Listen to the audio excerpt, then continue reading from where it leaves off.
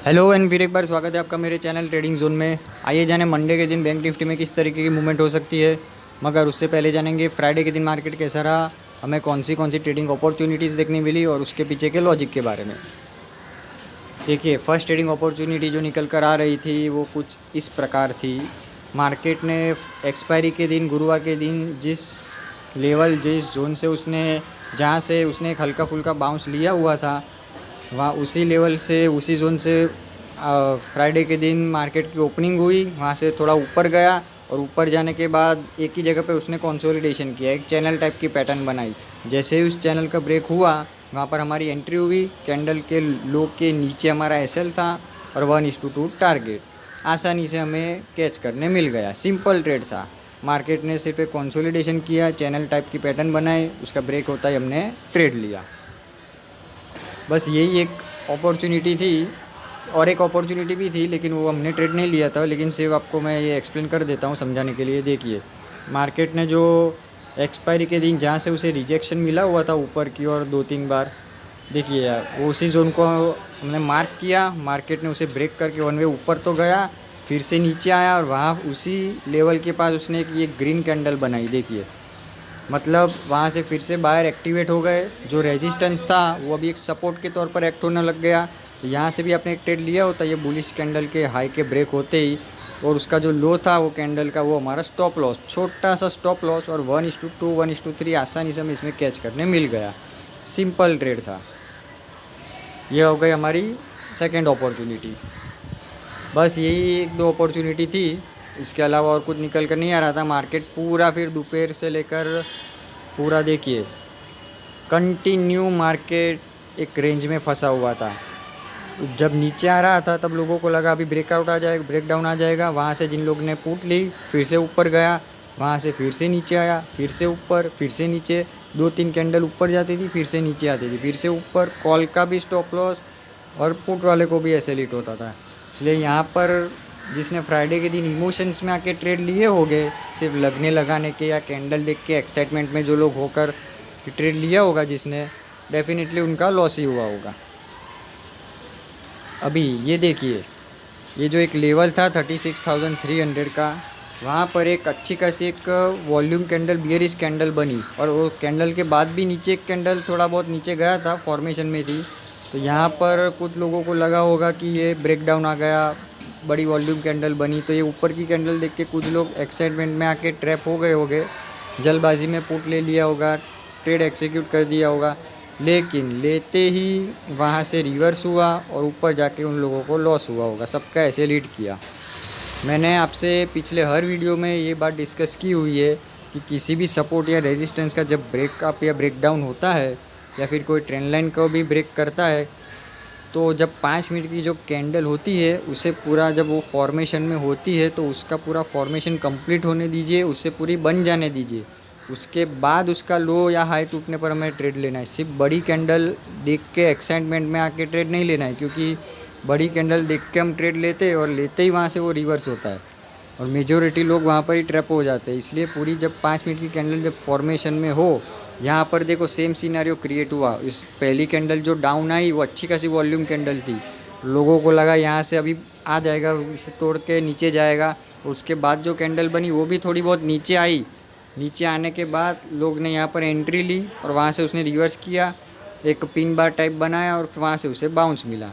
अगर इस pin bar की जगह पे उसने कोई बियरिश कैंडल बनाई होती, आपने वेट किया होता और फिर उसमें आपने एंट्री ली होती वो बियरिश कैंडल के लो टूटने के बाद, तो वो एक अच्छा खासा ट्रेड माना जाता था। बाकी सिर्फ एक्साइटमेंट में आके लगने लगाने के चक्कर में ट्रेड लिए लोगे तो फिर मेजोरिटी टाइम ट्रैप ही हो जाएंगे।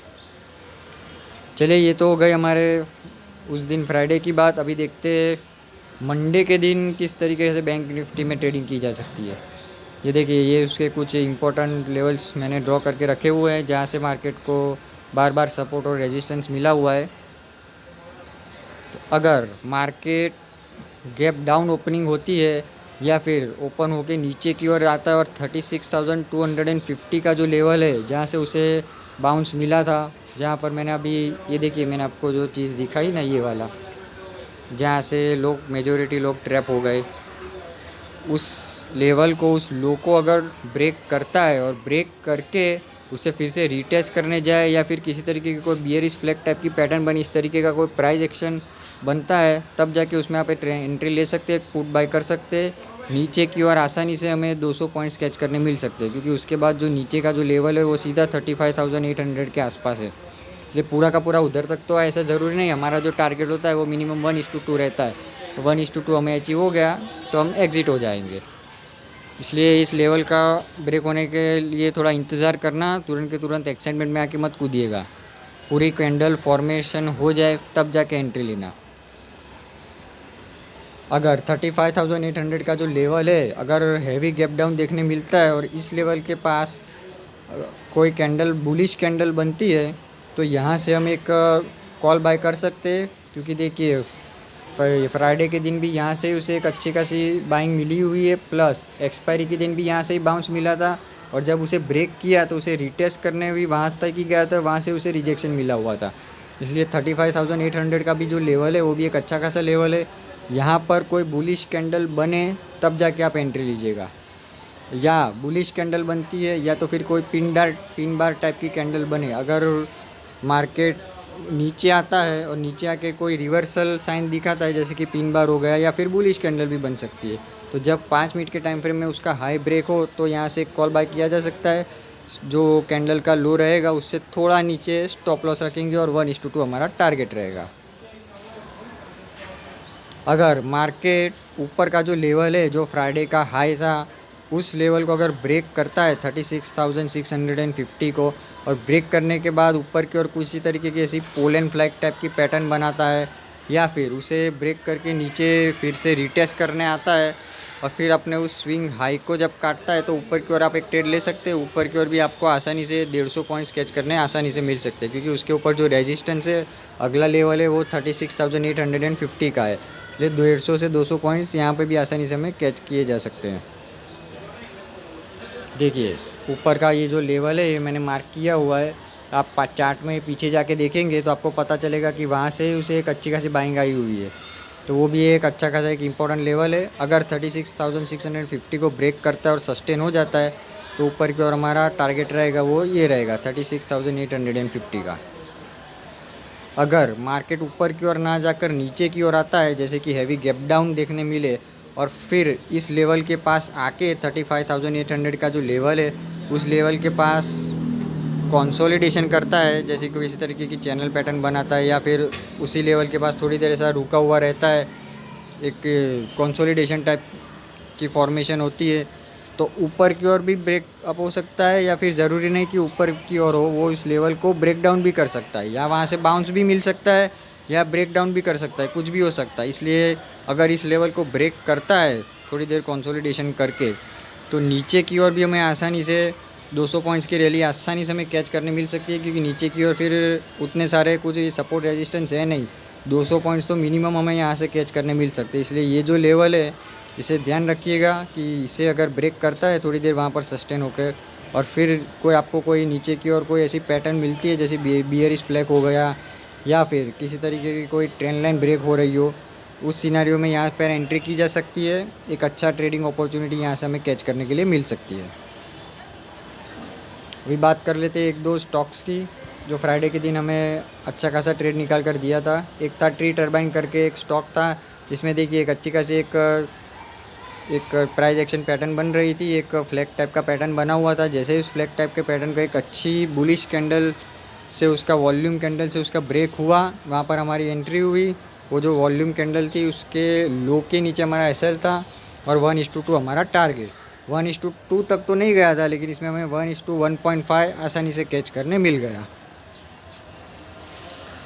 और कुछ लोग देखिए यहाँ पर एंट्री लेते हैं, और एंट्री लेते ही वहाँ से स्टॉक नीचे आता है। अभी यहाँ पर कौन सी एंट्री बनती थी?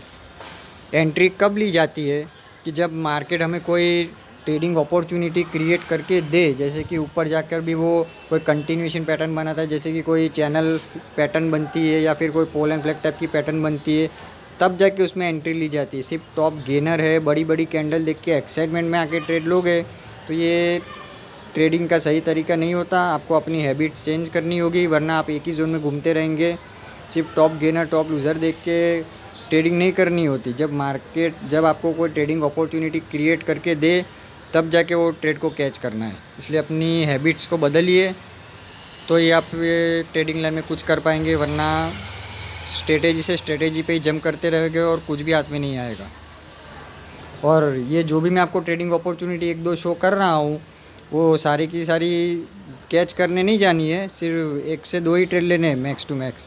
ये तो सिर्फ आपको मैं समझाने के लिए कि चार्ट के ऊपर किस तरीके से क्या क्या चीज़ें देख के ट्रेडिंग होती है, किस तरीके से चार्ट ट्रेडिंग की जाती है और किस तरीके से ट्रेड लिए जाते हैं, ये आपको समझ में आए, आप खुद से अपने ट्रेड कॉल जनरेट कर सके, इसलिए ये सारी चीज़ें मैं आपको समझा रहा हूँ। आप सारी की सारी ट्रेडिंग अपॉर्चुनिटी कैच करने जाओगे तो मार्केट में जो कमाया हुआ है वो सब वापस रिटर्न ही करके आओगे। इसलिए मैक्स टू मैक्स 2 ही ट्रेड लेने। बात करते हैं नेक्स्ट ट्रेडिंग अपॉर्चुनिटी की।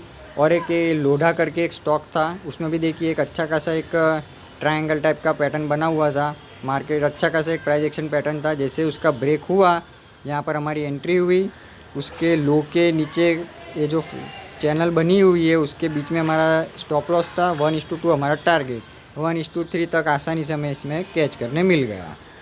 आई होप आज की वीडियो से आपको कुछ ना कुछ सीखने ज़रूर मिला होगा। अगर सीखने मिला है तो डेफिनेटली लाइक बटन।